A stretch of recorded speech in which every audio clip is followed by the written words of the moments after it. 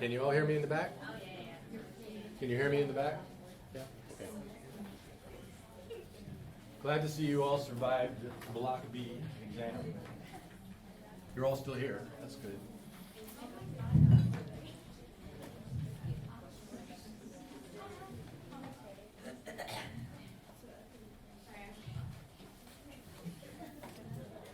Today's topic is one that you will be using your entire career. You're going to come across patients with unusual skin reactions to all kinds of things.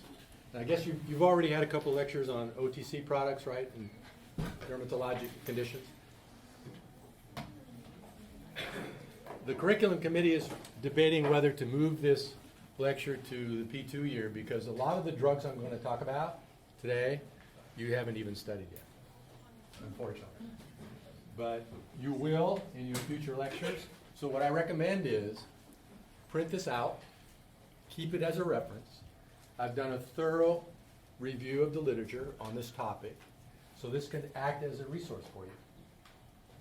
So print it out, keep it for future reference.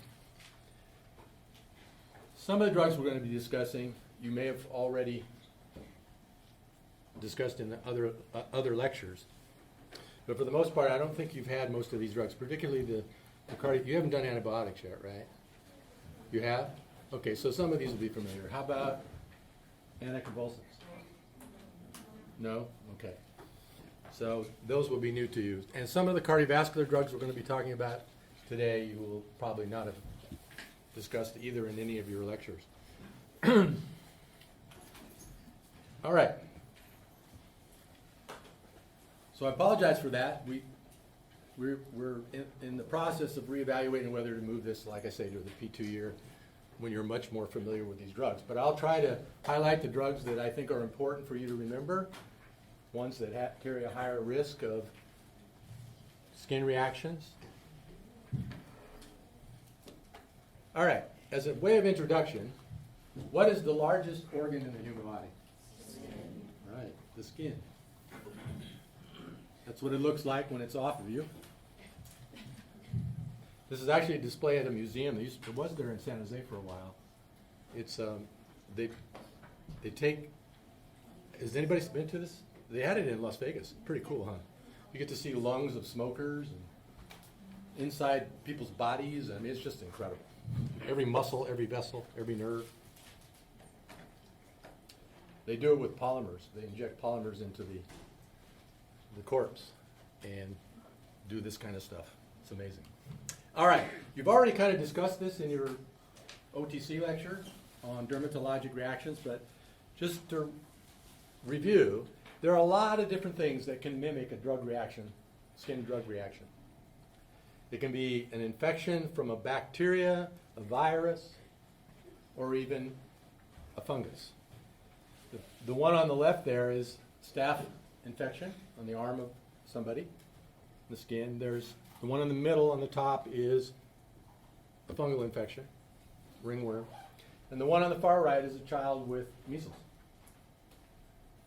This picture is pretty old. You know why?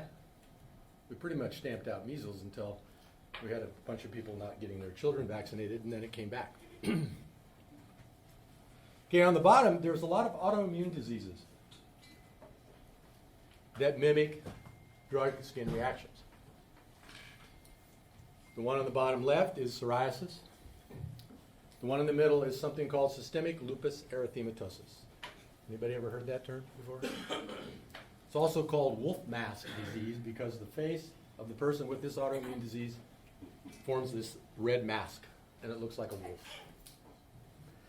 On the far right is eczema, or atopic dermatitis, which I think you studied in your OTC lectures, right?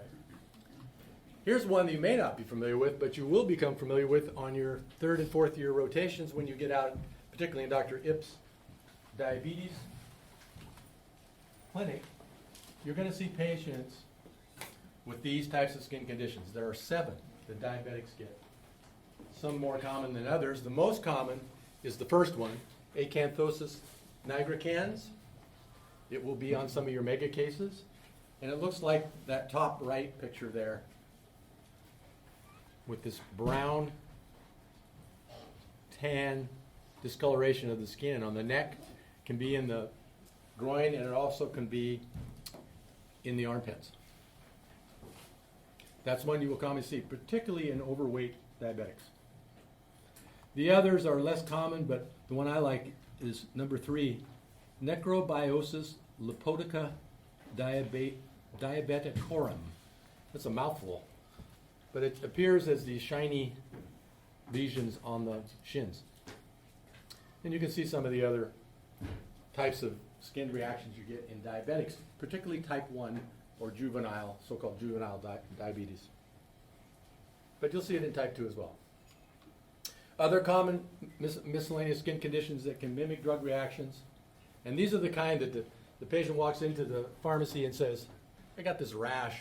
Happened to me the other day when I was just shopping in, I think it was Safeway. And this man walked up, and I don't know why, but he asked me, he says, what's good for this rash on my face? But he asked me. So you're going to see things like poison oak, poison ivy, contact dermatitis from irritants. Here's one that's common on the bottom there. In children, usually preschoolers, where's my mouse here? This one here, you get around the mouth, you get a staph infection, commonly known as